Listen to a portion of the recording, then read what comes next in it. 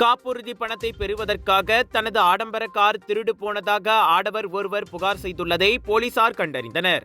வெள்ளிக்கிழமையன்று இரவு மணி 10:30 அளவில் 2 ஆடவர்கள் தம்மிடம் கொள்ளையிட்ட பின் தனக்கு சொந்தமான பொருட்களுடன் தனது அவுடி காரையும் அவர்கள் ஓட்டிச் சென்றதாக 40 வயதுடைய ஆடவர் ஒருவர் புகார் செய்திருந்ததாக ரம்பாவ் மாவட்ட போலீஸ் தலைவர் சூப்பரிண்டென்டன்ட் ஷேக் அப்துல் கடீர் ஷேக் முகமது வெளியிட்ட அறிக்கையில் தெரிவித்தார். அந்த ஆடவரிடமிருந்து அதிகாலை மணி 3:15 அளவில் ரம்பாவ் மாவட்ட போலீஸ் தலைமையகம் புகாரை பெற்றதைத் தொடர்ந்து தண்டனை சட்டத்தின் 395வது விதியின் கீழ் விசாரணை நடத்தப்பட்டது.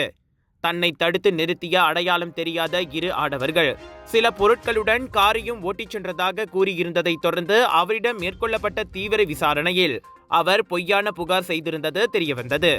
தண்டனை சட்டத்தின் 182வது விதியின் கீழ் சம்பந்தப்பட்ட நபருக்கு எதிராக விசாரணை நடத்தப்பட்டு வருவதாகவும் பொய்யான போலீஸ் புகாரை செய்ய வேண்டும் என ஷேக் அப்துல் கடீர் பொதுமக்களை கேட்டுக்கொண்டார்.